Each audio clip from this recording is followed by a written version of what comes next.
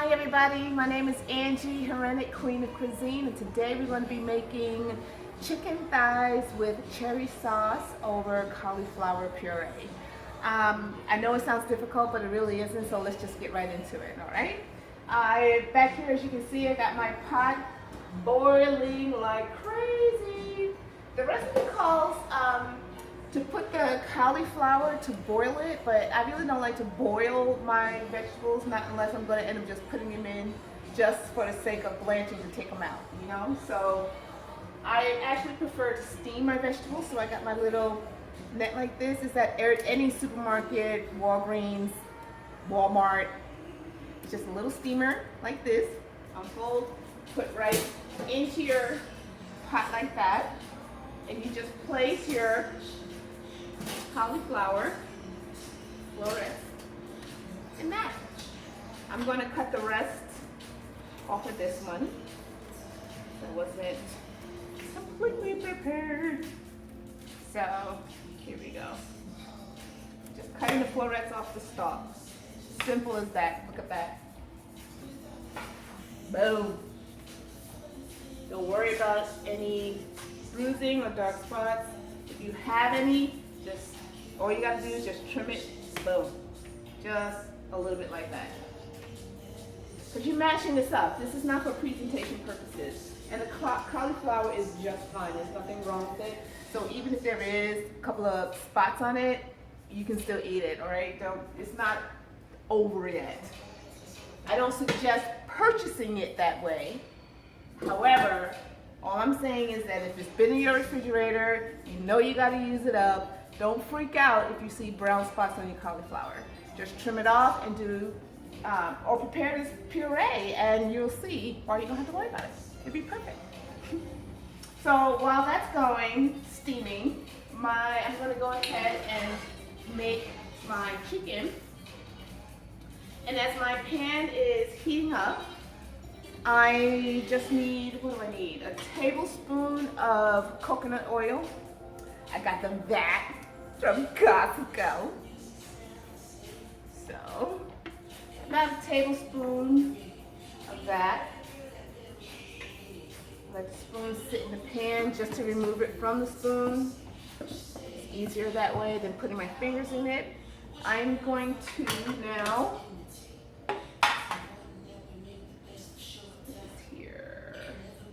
salt and pepper my chicken thighs.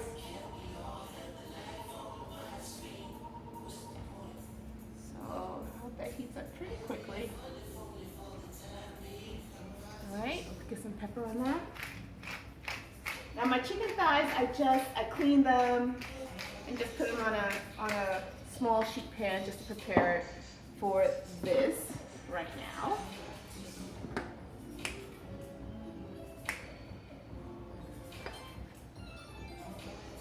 This is coming along real good. Nice and hot. And what I want to do here is I want to brown my chicken. Woo! 3 minutes on each side.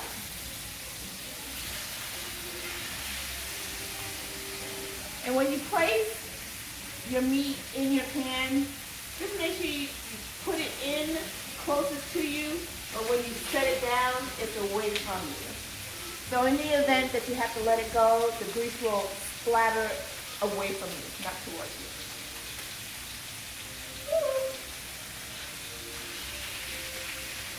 There we go. Little peaceful prosperity.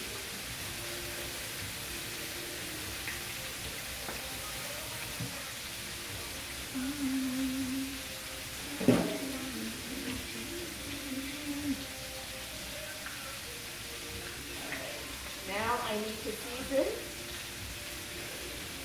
the other side of my chicken. So first, a little bit of salt and pepper.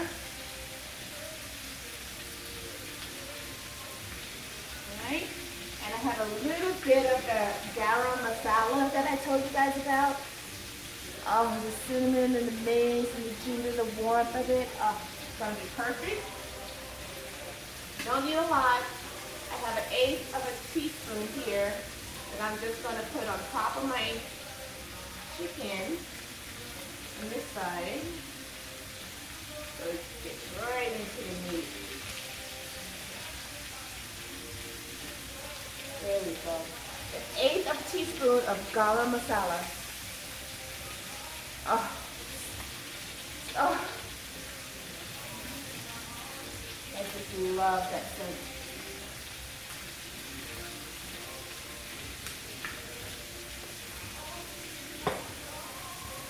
All right, so I'll come right back. I think I need to put some chicken stock in this. I'll be right back. Okay, as we continue, I have my stock, like I remember. Let's see how the chicken is doing. Look at that. Brown. Brown. Not as brown as me, but it's definitely brown.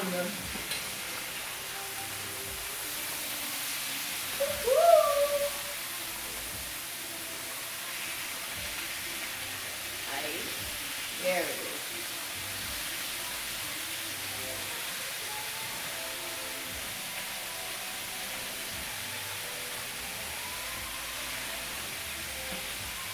All right.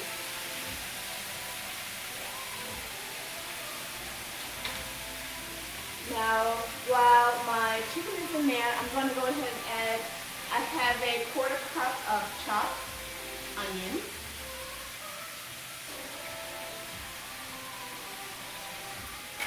And I have a 1/3 cup of dried tart cherries.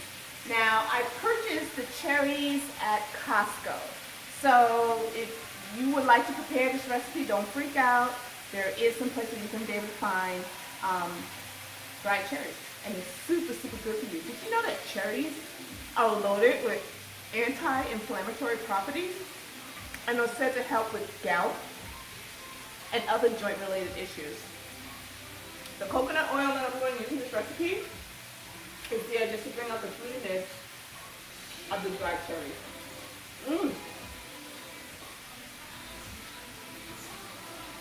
So there's our cherries.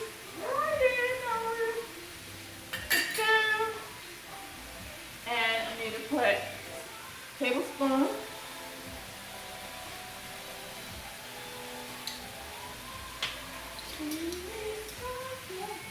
of balsamic vinegar.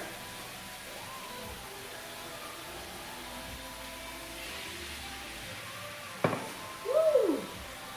Woo!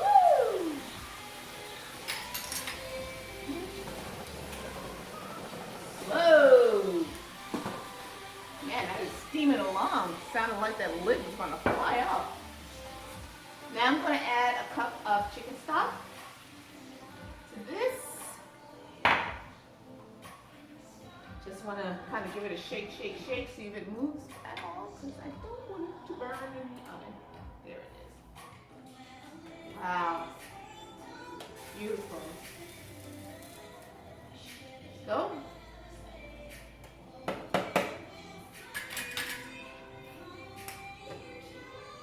Cover it up. Put it in the 375-degree oven for approximately 20 minutes.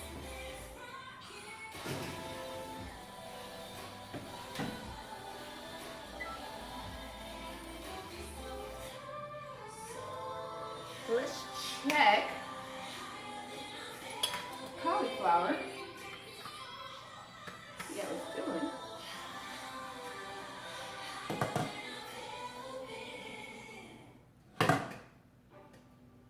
Actually, that's really good. Still got a slight firmness to it. I didn't want it mushy. I just want to still keep slight firmness. And then I'm just going to put it in my food processor. And I'm going to mix it with a 1/2 cup of coconut milk. And basically, I'm supposed to put in a clove of garlic. But because I made that Lebanese garlic sauce, I'm telling you, all I need is a little scoop of that into my mixture, and it's going to be just perfect. One other thing that I wanted to mention to you before I, go outside of mic range is that when I remove the cauliflower from the pot, I'm basically going to take that out, put that in a processor, and then I'm going to place my broccoli in the steamer so that it can steam, and this will help complete my dish. All right, so just bear with me. I may be out of mic range for a little bit.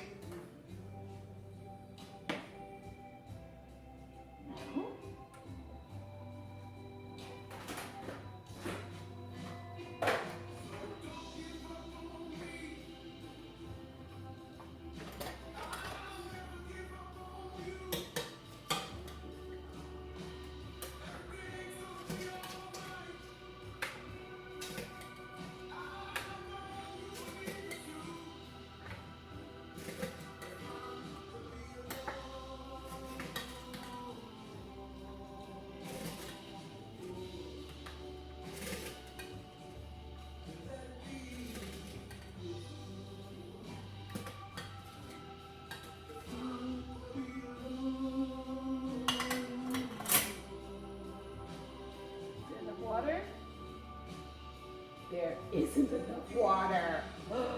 Wow, just in time.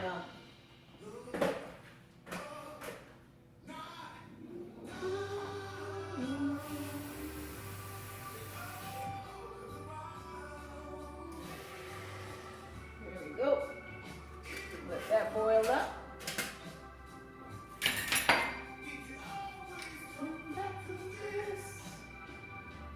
Oh.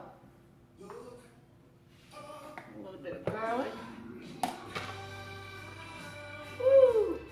Now, I know it calls for a clove, but my sauce, this is how much I plan on putting in. With a half a cup of coconut. Here we go.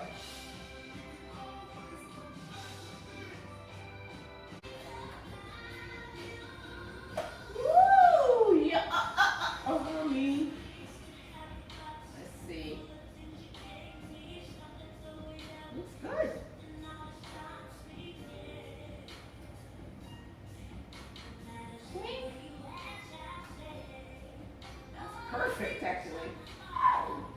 Yum.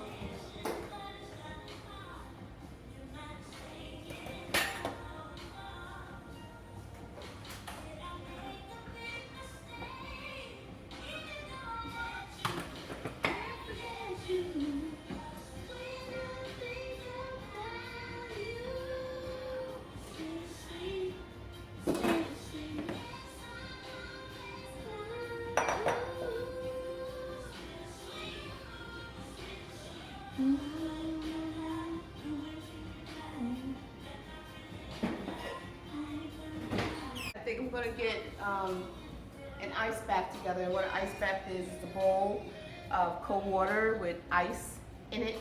And I want to shock this to stop the cooking process because I want the broccoli to retain its green color as well as crunch. So give me a minute to put that together.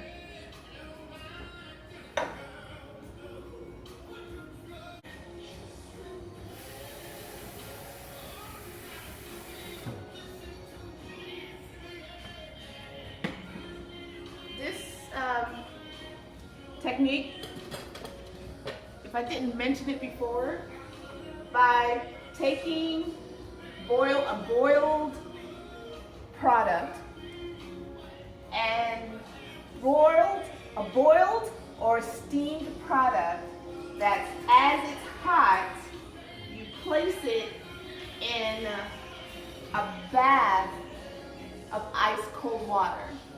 By placing that item in the ice cold water, that technique is called blanching, which what you're doing is that you're shocking the product to stop cooking right then and there.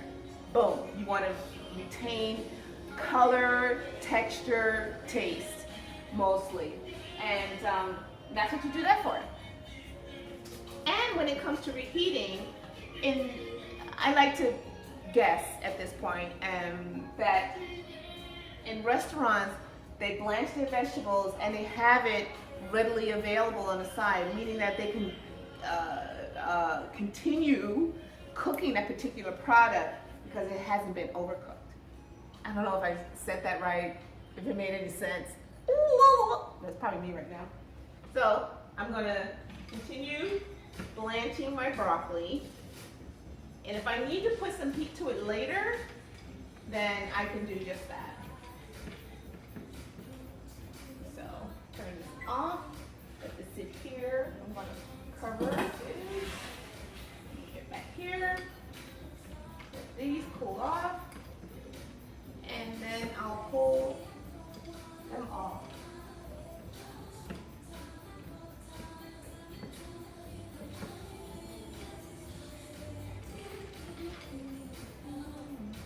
See, this is how I really cook. I want to have music when I'm cooking.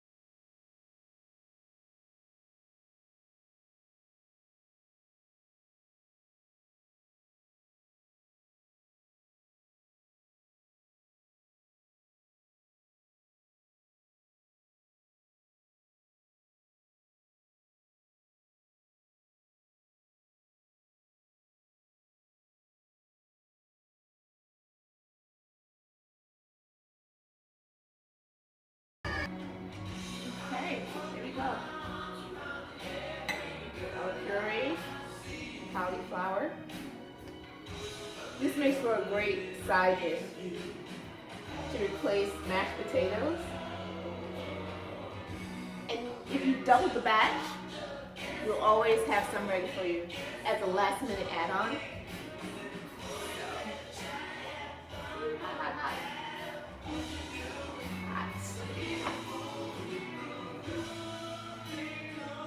At least that is really heated, not my hand. Here we go.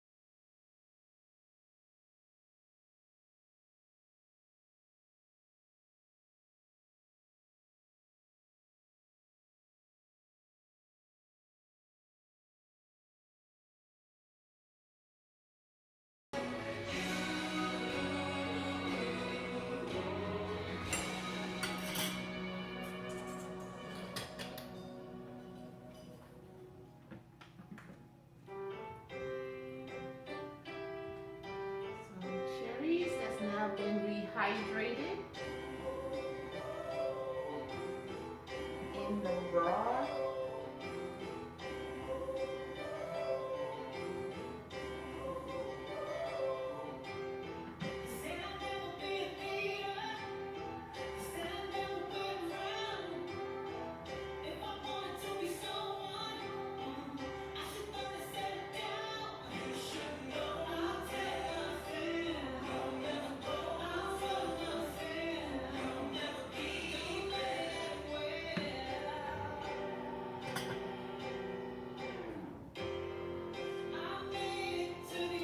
Okay, now a little bit of broccoli.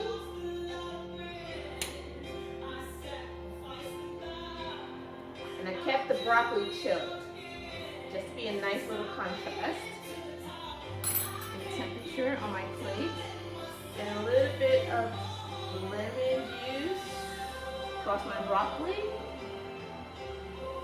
Yay!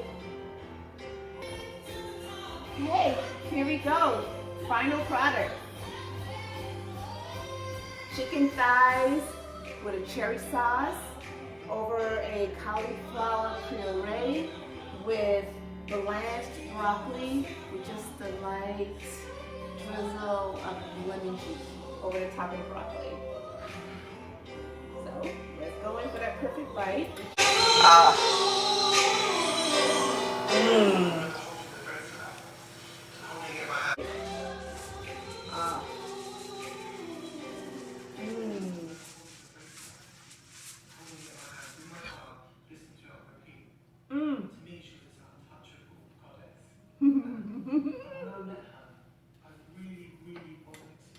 This is delicious. Wow. Absolutely delicious.